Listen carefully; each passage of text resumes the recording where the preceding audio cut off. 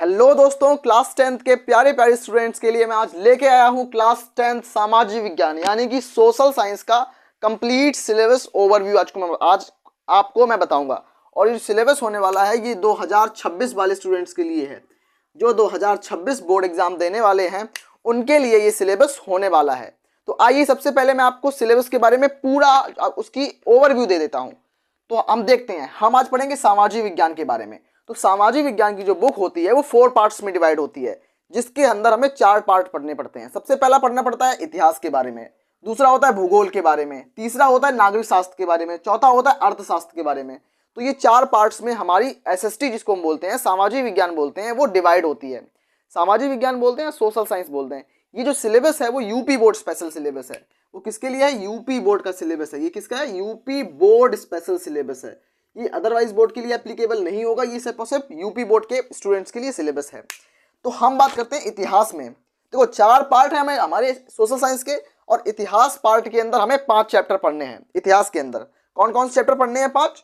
Europe में राष्ट्रवाद का उदय, ये पहला चैप्टर होगा हमारा इतिहास का। दूसरा, भारत में राष्ट्रवाद, नेशनलिज्म इन इंडिया, इसमें क्या होगा? Nationalism in India second chapter है हमारा इतिहास का। थर्ड चैप्टर है भूमंडलीकृत विश्व का बनना। तीसरा चैप्टर जो है वो हमारा है भूमंडलीकृत विश्व का बनना। चौथा चैप्टर जो है वो है औद्योगिकरण का युग। औद्योगिकरण का युग चौथा चैप्टर है हमारे सामाजिक विज्ञान में पढ़ना है। 5वां चैप्टर जो हमारे इतिहास का चैप्टर है उसमें हमें क्या पढ़ना है? मुद्रण संस्कृति और आधुनिक दुनिया। ये जो 5 चैप्टर हैं वो हमें सिर्फ और सिर्फ इतिहास में पढ़ने हैं। तो इतिहास का काम हो गया तमाम। अब हम बढ़ते हैं भूगोल के चैप्टर की तरफ। तब तक के लिए आप इन सबको स्क्रीनशॉट ले लीजिए। तो दोस्तों अब हम आ गए हैं अपने सेकंड नंबर पार्ट पे। इतिहास का सिलेबस हम देख चुके हैं, अब हम देखते हैं भूगोल के सिलेबस में। तो भूगोल का सिलेबस मुझे लगता है, पर्सनली एक्सपीरियंस से लगता है कि भूगोल का जो सिलेबस है वो थोड़ा सा लेंदी है। इसमें हमें 7 चैप्टर पढ़ने पड़ते हैं। संसाधन और विकास पहला चैप्टर है भूगोल का। वन एवं वन्यजीव दूसरा चैप्टर है भूगोल का। जल संसाधन तीसरा चैप्टर है भूगोल का।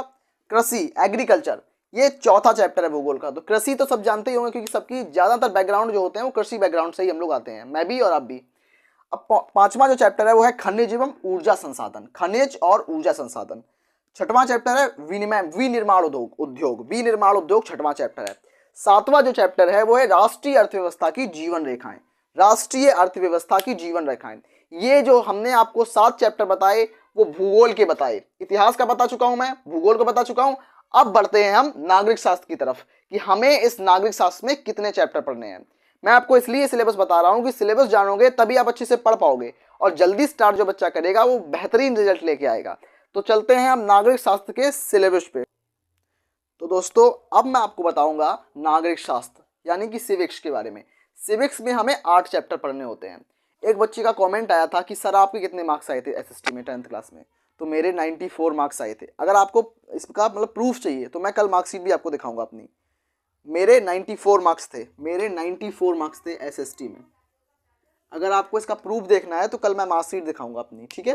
बिल्कुल मेरे को कमेंट करना कि कौन कौन मेरी मार्कशीट देखना चाहता है, उससे आपको मोटिवेशन मिलेगा। उसमें मेरे 94 मार्क्स थे इसमें एसएसटी में। अब मैं बात करूंगा नागरिक शास्त्र के सिलेबस के बारे में। तो नागरिक शास्त्र में हमें 8 चैप्टर पढ़ने होंगे, मतलब बड़ा सिलेबस है इसका नागरिक शास्त्र का। तो नागरिक शास्त्र में सबसे पहला चैप्टर है सत्ता की साझेदारी। दूसरा है संघवाद, संघवाद पढ़ना है। तीसरा है लोकतंत्र और विविधता, लोकतंत्र और विविधता। चौथा है जाति धर्म और लैंगिक मसले, जाति धर्म और लैंगिक मसले हम पढ़ेंगे इसके बारे में, क्योंकि जो सिविक्स होती है वो हम डेली लाइफ से भी रिलेट कर सकते हैं इस चीज को। और जन संघर्ष और आंदोलन भी इसमें हम पढ़ेंगे, जन संघर्ष और आंदोलन 5वां चैप्टर है। 6वां chapter political parties, political parties मतलब राजनीतिक दल, इनके बारे में भी अच्छे से पढ़ेंगे। इसके बारे में तो आप सब कुछ अच्छे से जानते ही होंगे पॉलिटिकल पार्टीज के बारे में। 7वां चैप्टर जो हमारा है वो डेमोक्रेसी के जो भी परिणाम है, लोकतंत्र के परिणाम और लोकतंत्र की चुनौतियां, लोकतंत्र के परिणाम और लोकतंत्र की चुनौतियां। टोटल इसमें 8 चैप्टर हैं और 8 चैप्टर के बारे में हम अच्छे से पढ़ेंगे।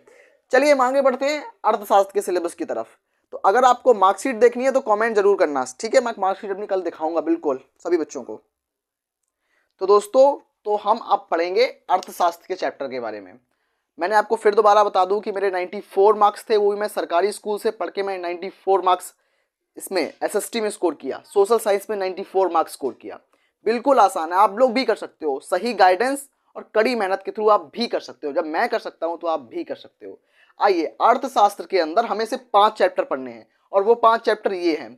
विकास, भारतीय अर्थव्यवस्था के क्षेत्रक, मैं बताता हूं आपको, लिख के बताता हूं। विकास चैप्टर, दूसरा चैप्टर है हमारा भारतीय अर्थव्यवस्था के क्षेत्रक, तीसरा है मुद्रा और साख, चौथा चैप्टर जो है वो है वैश्वीकरण और भारतीय अर्थव्यवस्था, पांचवा चैप्टर जो है वो उपभोक्ता अधिकार है। क्या है? उपभोक्ता अधिकार। उपभोक्ता अधिकार है। उपभोक्ता अधिकार का मतलब होता है कंज्यूमर राइट, जो कि हम दुकान पे जाते हैं, दुकान वाले से जो भी हमारे अधिकार होते हैं उसको हम बोलेंगे उपभोक्ता अधिकार। तो इसके बारे में मैं आपको जल्दी क्लासेस लेके आऊँगा। अगर आपको क्लासेस अच्छी लग रही हो तो प्लीज़ शेयर करें, सब्सक्राइब करें और बहुत अच्छे मार्क्स स्कोर कर पाएँ। मैं तो यही आप लोगों की आशा और कामना करता हूँ। धन्यवाद।